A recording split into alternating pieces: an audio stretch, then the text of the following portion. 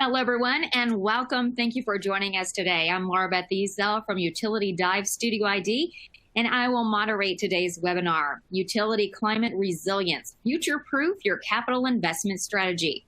Now, before we begin, I'd like to go through just a few housekeeping items for you. Now, at the bottom of your screen are some widgets you can use to enhance your webinar experience. Now, all these widgets are resizable and movable, so feel free to move them around to optimize your desktop space. Now, we encourage you to submit questions at any time throughout the presentation using the Q&A widget. Now, we will try to answer your questions during the webinar.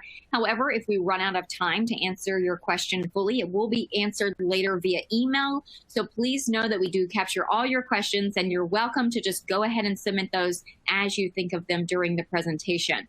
Now, after the webinar, you can access the on-demand recording of the webinar using the same link from today's live event. So now I'd like to introduce our panelists today. Joining us, we have Bodwin Naeens. He is the Chief Marketing Officer at Copperleaf, a leading provider of enterprise decision analytics solutions to many of the world's leading asset-intensive organizations. Also joining us are Andy Abranches. He's the Senior Director, Wildlife Risk Management with Pacific Gas and Electric. Pradip Koletti, he's the Director of Future of Heat and R&D Program Management for National Grid's Gas Distribution System. And Danielle Vidoff, Associate Director for Decarbonization Solutions, Guidehouse. So welcome, panelists. Thank you for being here today. And here's what we are going to be discussing. So each year, the assets of electric, gas, and water utilities face steeper mandates and targets to eliminate carbon emissions, a key factor in major capital investment decisions. So at the same time, their assets are increasingly threatened by the looming impacts of climate change. Now, this poses substantial long-term risk to the reliability of utility service, as well as to public safety. And so it's usually challenging so far for utilities to estimate the full cost likely to be linked to climate-related risk, such as settlements and fines related to wildfires. There's the cost to harden utility infrastructure, building new infrastructure that is not only greener and more efficient, but also less exposed to environment and weather-related risks. There's the soaring cost for wholesale power or gas, rising legal and insurance costs, and safety and property risks to customers and the public. Now, utilities probably are missing opportunities to enhance how they plan for climate resilience and net zero emissions. A recent survey by Utility Dive and Copperleaf found that significantly less than half, 43% of utility participants said their organization always usually accounts for climate change impacts when making capital investment decisions. That was 43% there. So nearly half, 49%, said they consider climate impacts sometimes in investment decisions. And 8% said rarely, never do so. Now also, utilities may be underestimating dramatic risks. True, climate change resilience demands not only incremental adjustments to the new normal, but also the ability to withstand black swan catastrophes, such as the Texas ice storm and recent California wildfires, which were not only destructive, but deadly. Yet in our survey, utility participants ranked the following climate change-related risks quite low. Liability for damage or loss of life caused by our infrastructure at 8%, and insurance-related risks and cost at 7%. Now, the catch is just one or a few black swan incidents could ruin a utility's finances, reputation, and infrastructure. A more volatile climate breeds more black swans. So, to address these planning gaps, today our panel will explore how utilities can value the trade-offs of achieving climate resilience for individual capital investment projects and across their entire portfolio of CapEx projects. So, Bowen, let's start with you. You know, Copperleaf has been helping many utilities weigh the inevitable trade-offs of capital investment planning to achieve mission-critical goals. So what are some hard trade-offs utilities face when trying to factor climate resilience into long-term capital investment planning? Yes. Well, I mean, climate resilience investments will always be in competition with everything else that is going on in an organization, be it, your traditional asset sustainment, but also, vanity projects and everything in between. I mean, at the end of the day, there's only so much money and so many people going around, so there is going to be competition. And this can lead, of course, to interesting situations. I mean, right now in the Pacific Northwest, we're literally boiling, but a few months back, you mentioned the big freeze in Texas, which was actually very interesting because it's your typical low probability, high consequence event. And those organizations have a hard time estimating. Interestingly, the slide says bullet dodged, and indeed, some of the other southern utilities, large utilities, dodged that very same bullet and survived the same winter with actually the highest reliability scores in years. So at the opposite end of the spectrum, if you wish. And I think that was largely because they invested in some, not many, but some critical asset hardening projects.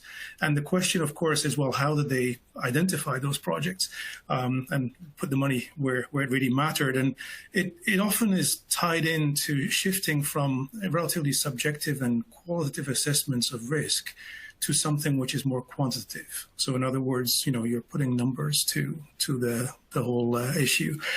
This allows you to properly assess what the actual risks are, and especially, of course, of those low probability, high consequence events, which otherwise tend to be ignored just because they're hard to quantify. Now, you did mention hard trade-offs, and it doesn't have to be as black and white. I mean, hard trade-offs sounds very much like we're going to war here. It doesn't have to be that black and white. What we see is if you really do proper decision making, using a good framework for that, it will typically encourage you to look at multiple options for each project. So it's not black and white. It's not like we'll do the project or we don't. There might be actually different ways of skinning the cat. In the same way, you'll be exploring multiple scenarios, ideally. So what happens in the extreme cases, which we saw in Texas or we're seeing right now in the Pacific Northwest, but there might be intermediate scenarios, and you might want to prepare for those. And finally, it will use time as a variable. Very often, again, we're into this hard kind of we do it or we don't, but actually it's also a matter of when do we do it. Maybe if we do it a little bit later, we can still kind of gain a lot of the benefits, or even if we do it a little bit earlier than originally planned, to kind of give some flexibility in our execution. So all these different elements really are part of a good decision-making framework and allow you to typically come up with answers which might not be 100%, but maybe are, the best you could possibly do without breaking the bank. And as I say, I was actually quite stunned to see the reliability results of some utilities in the southern U.S. last winter, which were the highest in years. And yet, Texas next door was having a horrible time. And I think it was just a matter of playing this game in a smart way. Excellent thoughts there. Thank you so much. And so, Pradip, I understand that one of the big risks related to climate change that National Grid's gas distribution network faces is increased flooding. So how does that impact decisions about strategic long-term investments in your gas network? Thanks, Laura. You're absolutely right. That's one of the major risks that we carry, because most of the operating regions that we have are next to the ocean, right? We have in the northeast of U.S., we have Atlantic Ocean next to us. We get hurricanes, we get flooding events. One of the latest example we had was Superstorm Sandy. While we were gearing up for an event like that, we did not foresee the amount of flooding that could come. Because typical utilities, we look at things above the ground. Right? What is the hurricane going to do? The damaging wind speeds to our assets. But Superstorm Sandy actually posed a major challenge for us by flooding the assets. So we had interruptions of customers, more than 25,000 at a single time. It was a big event for us. Having said that, we have almost 30% of the asset about to be replaced. So in the next 20 years, we'll be investing approximately $25 billion while we replace that asset. Now the big question becomes, how can we mitigate the challenges posed by the climate change and have the resiliency inbuilt in the system while we replace our assets? So as Boardman said, one of the major things is how can we get both of them aligned together. It's not really a hard fact of whether we are doing a project or not. It's incorporating the changes in the project. So for example, if you have a low pressure network in a flood zone, can we invest more and upgrade it to a high pressure network so that we mitigate the climate risk at the same time? Now, that we call it as a storm hardening. And because of this program, what we're doing now is we are replacing a low pressure leak-prone pipe with a high pressure or a medium pressure network. Not only helps us with the flooding, it also gets us more pressure to the customers in time of need. It also eliminates the need for another governor station or a low pressure reg station in a flood zone. Apart from that, we're trying some of the innovations that come with if a flood impacts one residence or one dwelling, we automatically get a notification from that it's going to be shut off from the network. So there is no safety threat for the customers during the time of need. Thank you.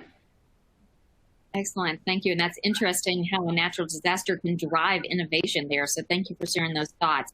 So Andy, you have a very interesting job. You're specifically a risk manager, but you work on the operations side of PG&E rather than finance or business. So Northern California continues to face substantial wildfire risks. How are those risks evolving, and how can your planning keep up with changes? Yeah, no, thank you, Laura. You're right. I think evolving and keeping up with changes is the crux of the challenge here. With regards to wildfire, as we think about it in our service territory, the risk of wildland fires is ever present. And in our service territory, in Pacific Gas and Electric service territory, we have about 25,000 miles of distribution circuits and 5,000 miles of transmission circuits that traverse what's considered high fire threat districts. High fire threat districts being defined by our Public Utility Commission. And in those high fire threat districts, the challenge for us then becomes how do we mitigate this wildfire risk during the wildfire season? So there are two main opportunities for us. One is in using the emergency management playbook, right? We've instituted learning from our partners down south in San Diego, from San Diego Gas and Electric. We've embarked and utilized since 2019 a program called Public Safety Power Shutoff. And this unfortunately flies in the face of a normal utility business, which is, you're not in the business of turning off power. But when the conditions are such that the wind speeds are significantly high, we take the action to turn off the power and turn off so that the circuits, if they come down, or the hardware or the infrastructure or vegetation blowing into the lines, that it does not come into contact with live energized wire or energized components. So that's one option. And then the second option is much more the capital intensive option, which is about, how do you harden, very much to like Pradeep was articulating. Now you've got to harden, and given the size of the system, 25,000 miles, let's focus on distribution. The challenge, as Boardman was articulating, is you've got to decide where in those 25,000 miles you are going to focus and replace and harden that infrastructure. So there's certainly a risk element to it, a heavy quantification. And we use a lot of machine learning tools, but also to the point is we're exploring, and because you need, when you're dealing with a large portfolio, you need tools like asset investment planning that Copperleaf brings to the table to allow you to time when are you going to do that work, and then what are you going to do in the meantime while that work is being done. For example, on system hardening, as we look at 2021, our goal is to get around 200 miles of distribution lines system hardened. This means we put in stronger poles. We put in fire-resistant poles, in effect, fiberglass We try to put in covered conductor, as well as the components and the insulators. Everything is designed really to withstand wildfire. But the assessment on the project itself is, well, does it make sense to put that in as overhead conductor, or should we aggressively look to underground that infrastructure? Because if we underground that infrastructure, we take away the risk or the residual risk in a much larger way. Realizing that underground is not feasible in all cases, because you're dealing in Northern California with sections that are granite, it becomes a major project. An undergrounding project could take us like 3 years. An overhead project could be done in a year, meaning when from the start of the envisioning to when it's complete. So that time dimension that Bodwin outlined is very relevant in your capital planning process. Planning around one project is one thing. Planning around a portfolio is an entirely different story. And you've got to plan around not just the portfolio of that type of work, but the portfolio of all the work taking place in the utility. So this asset investment planning tools, really come to light and are needed. Now, they're not to the point that you started with me on saying, hey, you're on the operations side. My background has been both in the finance side, as well as on the risk side and on the investment planning side. But the reason we're closely with operations is because when you look at the situations, you've got to think about the longer term situations that are being developed with the hardening type work, but also you're constantly looking at the risk to say, have we covered all solutions? And an example of that is, as we enter this 2021 wildfire season, as we look to the situation up north in Portland and in the Washington and then British Columbia area, California too is facing that heat, and we have extremely dry conditions. Well, what other mitigations do we put in place? And not all of them are capital mitigations. A very simple example, when you look at the current fires burning in California, there are 3 of them of sizable magnitude, and all 3 of them have been started effectively by vehicles driven by the public. So what guidance do we provide to our operations teams? We have our folks going out in the field every single day. With 20,000 plus another 10,000 contract crews going out in terms of total personnel. They're using vehicles. So we have a specific guidance for them is, hey, they need to carry water in their trucks. Should the vehicle start a fire, you have the ability to put it out. And so the range of mitigations is pretty broad, and it requires someone that's balancing risk plus actual execution operations to continually to study that problem and to guide it. But coming back to the point of future-proofing our investments for encompassing climate change, I think that's a challenge that we're going to learn through these years on how to mitigate and learn from each other. And that's another instance where I really like the Copperleaf framework of the value frameworks. They have a value framework library. It allows each utility to potentially learn from what other utilities are deploying. The situation in National Grid, for example, they're dealing with Superstorm Sandy and how they've mitigated. How could we learn from that and copy some of their ideas, some of their alternatives to mitigations? So that's how we are thinking about it in my neck of the woods, put it that way. Excellent. Thank you, Andy, for sharing all those thoughts. Great insight there. So climate change impacts aren't limited to headline-grabbing events like severe storms, floods, or fires. Climate change will shift daily patterns of supply and demand for electricity, gas, and water. So Danielle, how should utilities be thinking about the intersection of climate change and demand planning?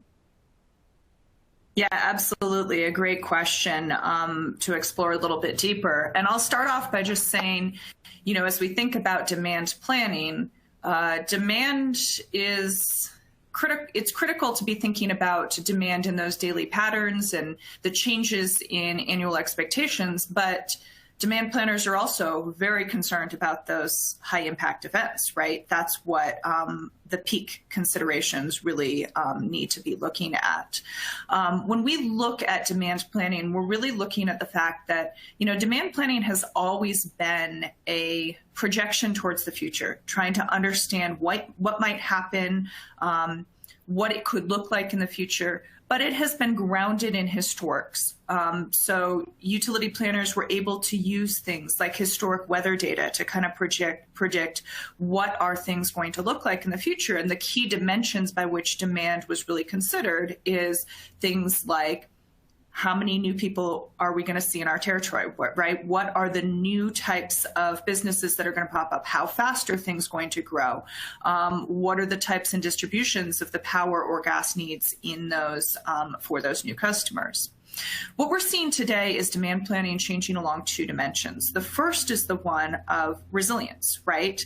The fact that historical weather patterns are no longer predicting future climate patterns.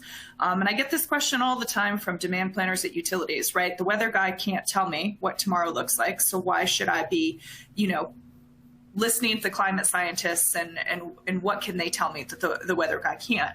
The truth is we are dealing with risk profiles and change over time when we're looking at climate. This is the difference between climate and weather. And yes, we may not be able to do any better to predict what tomorrow may look like, right? What the temperature is going to be at the end of the week. But what we can do is project really well the likelihood of having an event, say, over 100 degrees or over 110 degrees in the next 5 years, right?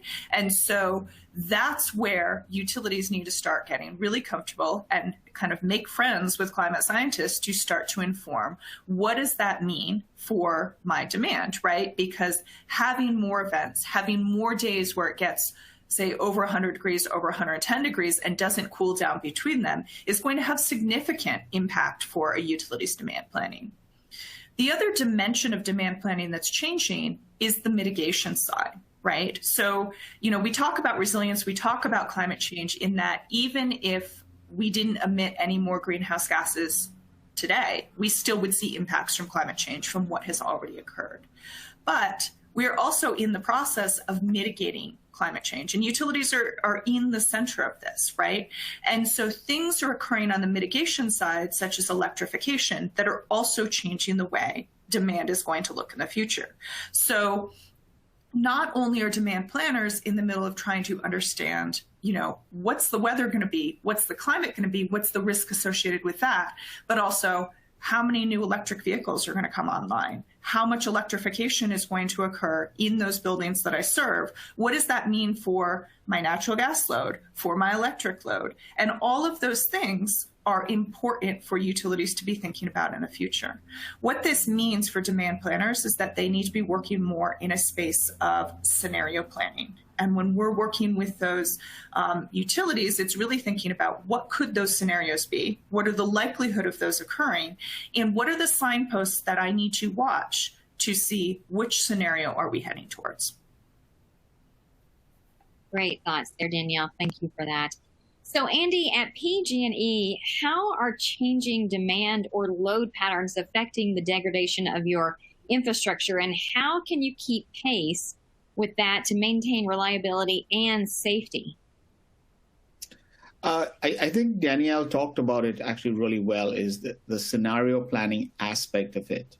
And understand these scenarios are dynamic, and what we're doing on our end is the monitoring of the load patterns that exist in our service territory and with the customers and the communities we're privileged to serve. We have the benefit of a smart meter deployment that took place a number of years ago. So mining that data from the smart meters that are coming in to monitor the load patterns. We also monitor the load patterns specifically on the transformers, and looking at it from a degradation perspective gives us the sense of, hey, where do we need to focus on transformers that need replacement, maybe proactively. This is definitely a challenge. Let me give you a scenario, very, very real scenario that occurred. It's a couple months now, but we had an overloaded transformer that basically basically failed. And transformer failure is not a nice thing. It's almost like a mini explosion that happens if the oil the oil breaks down and the transformer is then malfunctions. But when you look at the history of that event, right, we had a customer that moved in a more remote part of our service territory. So this was a single line feeding this customer. The customer had moved there because due to COVID, shelter at home. They were working remotely, no reason to be in San Francisco. Might as well enjoy the cabin that they had, a fairly nice cabin, let's put it that way, in a nice scenic part of California. And then as they were there, that house and that residence had not been set up for AC, but because they're living there long term, they added AC to the house. They've added, they have an electric vehicle. So all of a sudden, you're seeing these patterns of usage change. The demand patterns that Danielle was referring to. First of all, no one envisioned, what the COVID effects would be, right, on the shelter at home, where people would then move to. But as we're monitoring it, we're noticing that we were noticing that, hey, we're getting overloaded transformers more in the remote areas. And then this one instance with a failure really was, hey, what happened? The customer moved there. They expanded their home office. So, the pattern of that, they added an AC. You've got an electric vehicle on there. That circuit was not designed to take that level of load, or that, the peak had changed, right? We didn't catch that one in time. But what it did trigger for us is a search across, because that scenario had materialized. Search across, try to find similarly overloaded transformers and proactively do replacements on them to try and stay ahead of that curve as much as possible. So there's the aspect of scenario planning is certainly there, but also the aspect of paying attention to these events that are occurring that can give you the scenario that you may or may not have envisioned when you initially installed that circuit or that equipment in that location. It does require the use of data platforms. We've started using Palantir to try and triangulate on this, because the amount of data coming in is pretty massive. How do you quickly discern and evaluate various scenarios? I will not say that we're at the forefront of it, but we're learning as quickly as possible because of the events that have happened. So that's how we're thinking about it. It's a situation where we've got to stay on top of it, simply because the supply patterns, the demand patterns are going to change.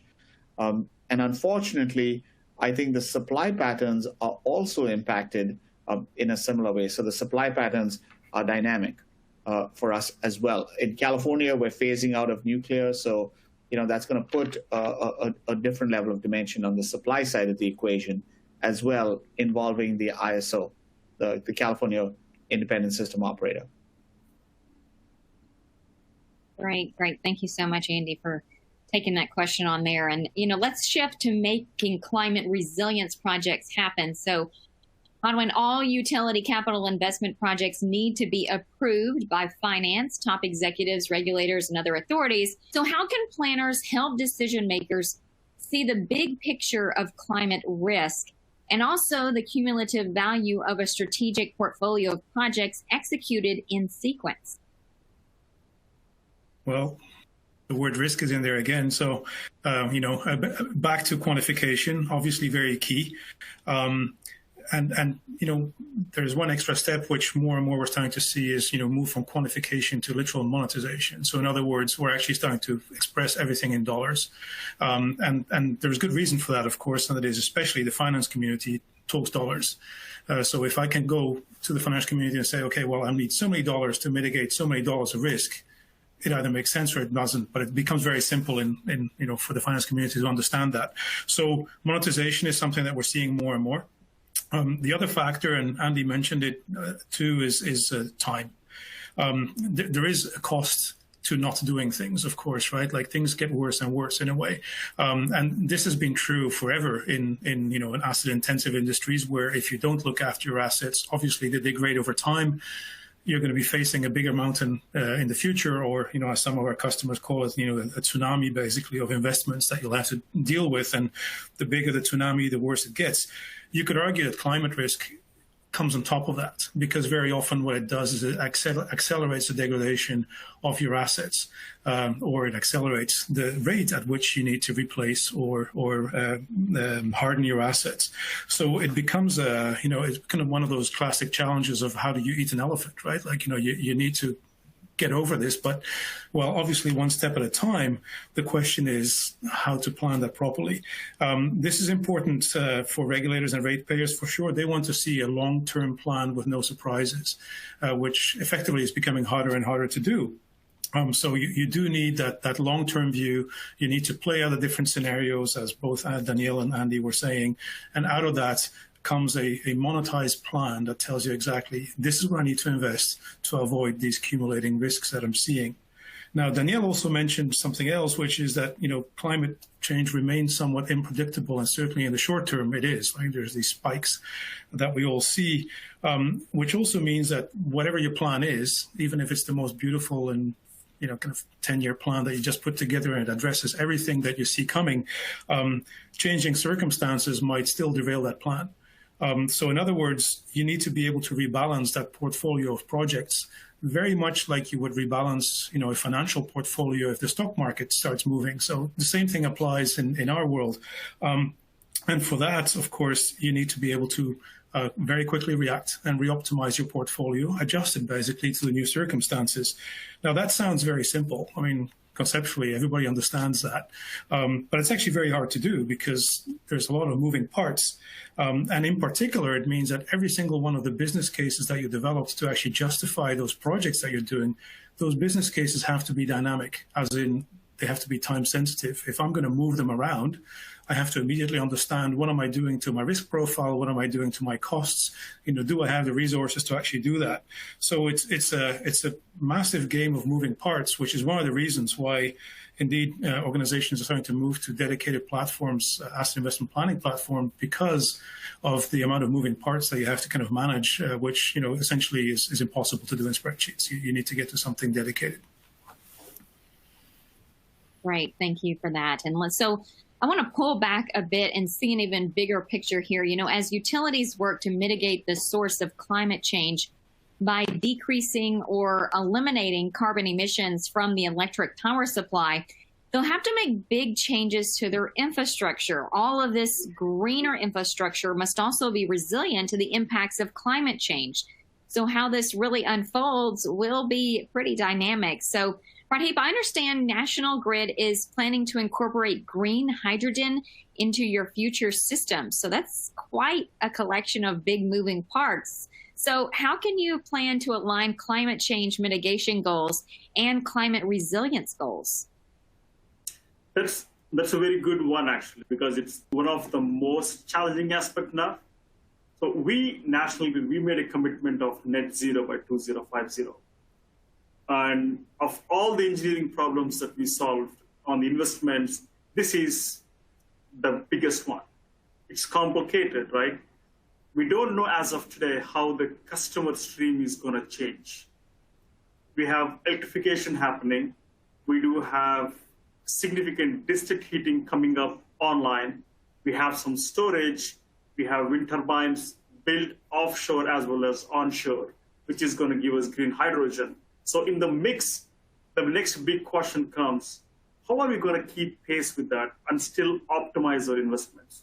So, for example, our peak winter, the energy demand is almost 3 times, and sometimes it's more than 3 times, than our peak summer demand. And this is pre-COVID, right? Pre-pandemic levels. With the pandemic, as Andy mentioned, the ways of working is evolving. It's changing. It's very dynamic in nature. We will have the offices or commercial spaces heated up in the winter, as well as people working from home at the same time. Before pandemic, there were some people who were just put their heat low and just be in the office. So that's the challenge. And from the hydrogen side of things comes the generation.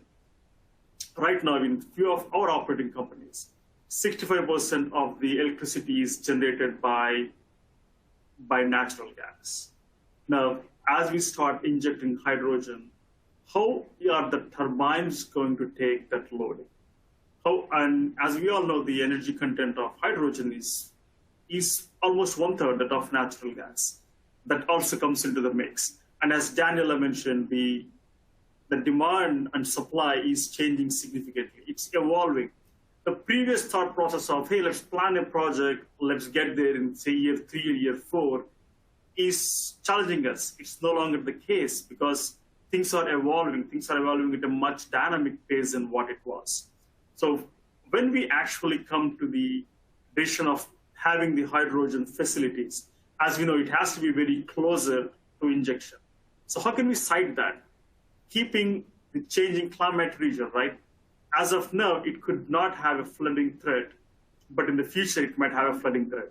But getting it much more inland will have a financial complications as well as operational complexities associated with that. So those are the decisions that we currently struggle, because the way we are wired is we look at one piece at a time. But where Copperleaf brings us is have all the attributes, normalize them, and look investment at the whole pace. Are we going to retire the fossil fuel assets? While we are retiring that, is there an added benefit for us to build the system? It could be additional investment at this time, but on the bigger scheme of things, is it going to change or is it actually optimal for us? Is carbon pricing going to come into the future picture as well? How is carbon pricing going to make a decision on investment for us as we go with the project? So these are all the considerations in the mix that will be evolved. But again, as I said, a tool like Copperleaf is going to enhance the decision-making capabilities for us. When we normalize all the attributes and we bring the big picture and say, hey, these are the projects that we are going to do, it also incorporates the climate change on our siting decisions and also help us trade off the existing fossil fuel assets as we build green infrastructure. Because going clean is not only going to be safe and reliable, we also have to make sure it is affordable for our customers as well. So those investments are going to be very important for us. When we come specifically for Copperleaf in that, we leverage data. We use both quantifiable data and the quality of data coming from the SMEs, because we don't have much of the data before the start of the project. So what is the risk and what is the reward when we make this investment and make this change within the asset speed of things? A couple of investments we are thinking is the hydrogen injection is not. In the UK, we already did a pilot of going up to 20% hydrogen blending, because our assets are geared for delivery of natural gas. But as we transform towards hydrogen, are they compatible? Is the risk evolving within the asset? Or is the life of the asset changing? If you go into Copperleaf now, it asks the attributes. What is the probability? What is the life of the asset? How is it changing when we change the fuel from the existing one to the low carbon energy delivery? That is important for us. Right? One of the things that's evolving right now is not only national grid, other utilities are starting to put more hydrogen blending projects into the pipeline. So with that, we're going one step at a time, starting with 1%, then 3%, then 5%. But with every change or incremental change, we have to evaluate almost constantly with the changing dynamics of how is it getting the carbon reductions or emission reductions in the overall portfolio. So modeling of the investment is not a one-time thing now. In the past, it used to be we model investment once. Now it is evolving.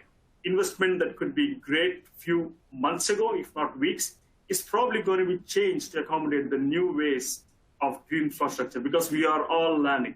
And we continue to try to evolve and optimize our investments, making sure we get the best bang for our customers. Great thoughts there, Pradip. Really appreciate that. So for climate resilience planning to really work, it must be comprehensive, and many of the assets that can impact a utility's climate resilience for better or worse are not owned or operated by the utility. So in particular, the power grid of the future will rely heavily on distributed energy resources that connect to the utility grid. Behind the meter, there will be more rooftop solar panels and energy storage, also more third-party solar and wind farms, hydrogen's productions, and storage systems and large battery energy storage systems will be connected to utility grids. So this is interesting here. And Danielle, how should utilities think about this asset landscape when doing their capital investment planning?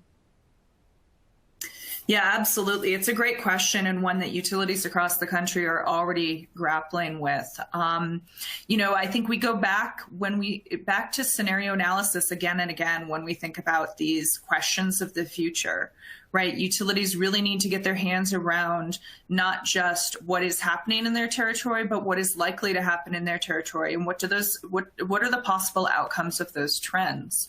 One of the things that I think is critically important to bring back into this conversation is the role of the regulator and the storyline that utilities need to get to communicate about their needs. And when we think about that across all of this type of asset planning and risk, utilities can get down into the weeds and deal with quantifying all of the risk, but there are things that they can and can't do based on how regulation has been set up in their jurisdictions. And one of the real values when you start to think about this quantitative analysis is to start to tell the stories to regulators of what utilities need to be able to deliver on these goals of reliable power and decarbonized power in the future.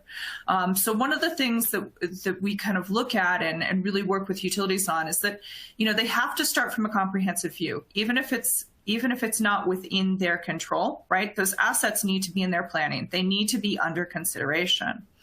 And there are ways in which utilities can work with stakeholders to identify how do you develop the most resilient assets for the future. In a lot of cases, when we think about solar and storage, things that companies and consumers want to be able to put on their own homes to participate in this green energy future, or be able to deliver green energy for their company. There is flexibility there, right? And I think utilities need to start getting to terms with being proactive about this and really working with the regulator to do so. There may be places within the utility system where it would be more valuable to have solar panels on the system than others, and building geo-targeting, really thinking about how do you want to develop a grid, and where does that transmission occur. All of those things are critically important to help bring the stakeholders along in that discussion. The one other piece I will add to this is it's not just the assets that are going to connect to the utility grid, those things like solar panels, those things like batteries that are going to affect the risk profile for utilities. It's also things like development patterns, right? You can raise the flooding risk of assets just by building a road next to it, or making a whole space hardscape instead of green space.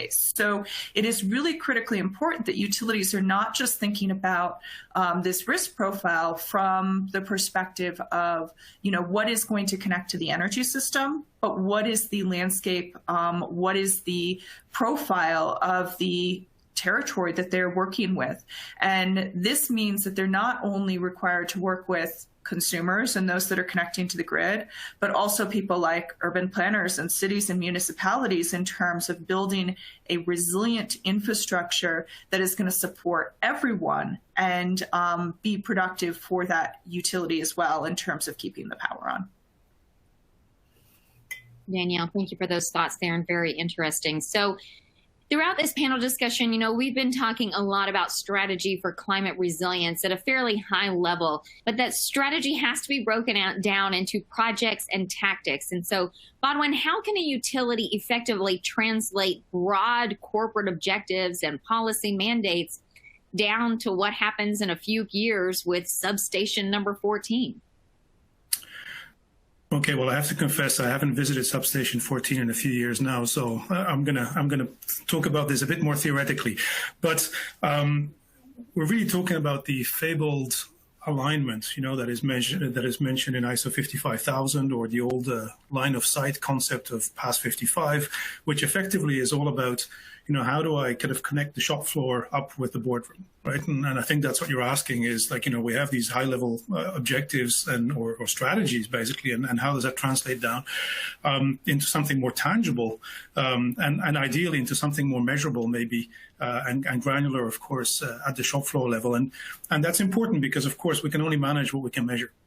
So clearly there's something there.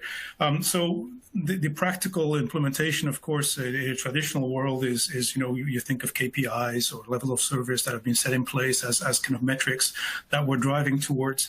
And as Andy mentioned, we kind of take those concepts and we turn it into something very, very rigid in a way, or very, very kind of specific, which is what we call a value framework.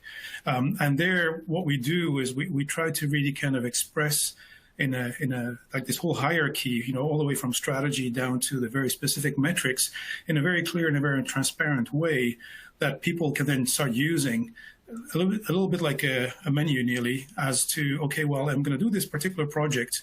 This particular project is going to hit, metric number 1, number 17, and number 23 in the value framework. And that could be reliability improvements, it could be cost improvements, it could be any number of different things, like very, very specific metrics that we're trying to track and that we care about as an organization, right? So the idea really is that as, me, project manager or asset manager in the organization, if I say, okay, I need to intervene on this particular asset or this particular area, I literally have in front of me this menu and I say, okay, I'm picking these particular metrics which are affected by the project that I'm going to do. The organization then in the background, and I'm simplifying here, but in the organization in the background has effectively said, well, metric number 1, yes, we care about, but we don't care about it as much as metric number 3. Therefore, I'm going to give this a lower weight. Once I add up all the metrics that you're, kind of hitting with your particular project, number 1, I'm going to give it a lower weight than number 3 and number 17. Irrespective, at the end of the day, I come up with a single score, which is what this particular project contributes to the organization in a way that the organization cares about, right? And this allows me, of course, to compare different projects on a absolute scale now, as in, some projects will score better than others. And therefore, when I'm starting to compete them against each other, I'm going to be able to rank them and actually do better than ranking. I'm going to be able to optimize them by using time and options, et cetera, as we discussed earlier, to really come up with the best plan in a way that I can explain back to general management, because I can actually kind of connect those very specific metrics back to the strategic objectives of the organization now and say, okay, well, based on those objectives, this is the plan that we should be doing. Now, climate change, and you could expand climate change and look at, environmental, social, and governance factors in general. Effectively, generally speaking, what they do is they add more metrics or more factors to the mix. There's more goals that we're trying to achieve now, or more complex goals that we're trying to achieve as an organization. So in other words, your value framework becomes more complex. And therefore, again, good reason to look at dedicated systems that help you manage the value framework and then leverage it in your development of your investment plans and the defense thereof, both internally and externally. So it's essentially about kind of making optimal use of your limited resources and at the same time hit your corporate objectives. Great, thanks. Thank you, Bonwin. And to wrap up our panel discussion, let's recap some key takeaways here. A consistent value framework helps utilities evaluate trade-offs in their climate resilience investment strategy. Aligning climate mitigation and climate resilience goals yields greater benefits. Think beyond utility assets for a comprehensive climate resilience planning, and leverage modeling to clarify the value and urgency of a climate resilience plan to leadership, regulators, and stakeholders. So at this time, we're going to move into our question and answer session. And if you would like to ask a question of our panelists, please submit it via the Q&A widget at the bottom of your webinar console window, and we will jump right into these questions here. And first question here, it says, this all sounds like something my utility can use, but right now, our capital invest planning processes are scattered across the company. How could we get started integrating our existing data and processes into a tool like Copperleaf, where do we start? So Bodwin, I think we need to direct this one towards you if you can take this one on for us. Sure. Although I seem to have understood that, both Andy and Pradeep have some experience with this. But again, at the conceptual level, what we see in most situations is exactly what the question describes.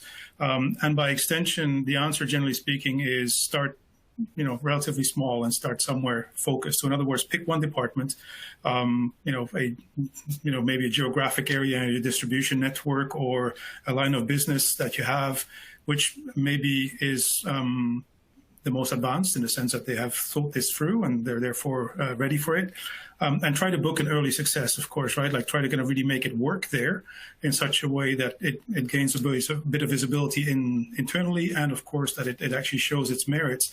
And then you can start kind of gaining the buy-in of other lines of business, because utilities are often pretty kind of staid and conservative organizations that have been in business maybe for a century. So different departments have evolved over time and have developed their own practices, and it's hard for them to let them go. So they really have to see the merits that might be proven in one department, and then you can start kind of carrying it over to others. The opposite approach, which is, kind of come in from the top and say, everybody listen up, we're going to change everything tomorrow morning, can be done, of course, but is risky. So we tend to recommend, pick one line of business, do it there, learn from the mistakes that are being made, but also the successes, of course, and then replicate that elsewhere. Great. Thank you for jumping on that question there for us. Next question here. Can you explain how the Copperleaf tool would help parse out these scenarios of climate change? Bodwin or Danielle, maybe we can direct this one towards you here. Sure. Absolutely. And I'm happy. Oh, yeah, Bodwin, go ahead. Go ahead, Danielle. Go ahead. Oh, you've heard of me already. Go ahead. Okay, awesome. Happy to jump in. One of the things that's really critical in terms of thinking about scenarios is thinking about, so we can simplify this question and think a little bit about what might a scenario look like, or how might you vary a scenario. And one dimension by which you might vary scenarios is, say, the amount of electrification that you see occurring within your territory, right? So that could have a whole range of answers, but you might have a, kind of a high, medium, and low sort of scenario around electrification. One of the values of using a tool like Copperleaf is to be able to take a whole lot of inputs and outputs and vary them by kind of one factor and start to output the different results and say, what is the risk and how does it change?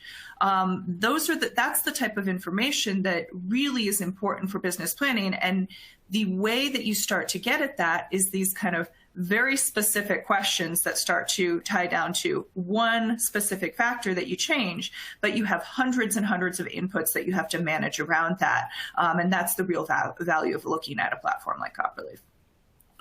Yes, you're right. And actually, to build on top of that, obviously, when you think of scenario analysis, you're right, it gets complex pretty quickly. You can actually kind of add in a bit of fun, like, do a Monte Carlo analysis to really kind of start kind of playing with those variables across literally thousands of iterations, so that you can actually eventually start seeing sensitivity, right? Like, we have just discovered that, our scenarios and our portfolios are extremely sensitive to this particular factor. If I change this particular factor, everything changes or not. And therefore, to kind of build on top of that, you can start seeing like, well, particular investments or particular portfolios seem to be very robust, irrespective of what the future looks like. So we should do this stuff or these particular projects anyway, because they seem to show up, on the top of the list, irrespective of what the future looks like, where other ones are much more questionable. So I'm going to have to pick, what is the most likely scenario of the future, and then I can choose, which are the second rank projects which I might need to push forward. So it is an extremely useful tool to do sensitivity analysis and to really kind of determine what needs to happen in all cases, and then later on, refine down the list what needs to happen once I've chosen my scenario or most likely scenario of the future. Excellent. Thank you both for jumping on that question there from our audience. And we've got another one here. And that question is, what role does microgrids and distributed generation systems play in future climate resiliency? And Andrew, I want to direct this one towards you here. Yeah, thanks, Laura. Remote grids and distributed energy systems really are changing the supply infusion from that perspective. But the climate resilience aspect of it is very profound, because with a remote grid, because you have a remote grid out there, then you don't necessarily need to have those long distribution lines snaking out to a remote location, right?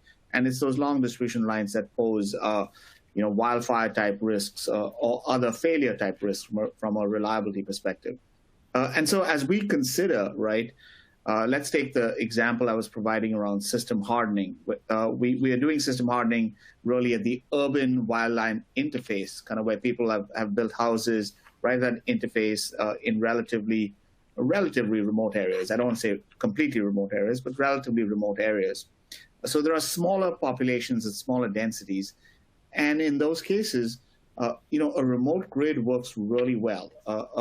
And what we've done, that microgrid concept, we have a whole team within PG&E that's focused on remote grids, looking across our entire system to figure out where do we put a remote grid, and then how do we work with those customers. You'll be surprised at the sentiment it takes actually to move the customer, because customers feel like that they're supplied by utility infrastructure when they see the poles and the wires coming to their location. The fact that they're supplied by a remote grid is a customer change that has to be explained and bought in. You also got to convince that whole community, but it's in the light of the climate resilience. So an example is because you've put a remote grid out there, then when you have a wind event, right, that risk, that feeder line that's feeding there is now not at the same level of risk as it was before. When the remote grid was not there. So the remote grid allows you to take that line out of service. It allows you to actually maybe even remove that line because it's not needed anymore. So the remote grids provide an excellent opportunity. I think we're in the early stages of seeing this. And I think you'll see a lot more microgrids across the utility infrastructure, especially in areas where we have the urban wildland interface. Great, Andy. Thank you for jumping on that question there. And I want to get another question in here. And that's, how can an industry do better at monetization of values, risk, benefits? There seems to be a vacuum when it comes to coordination and documentation of best practices related to this. Danielle, could you take a stab at this one for us?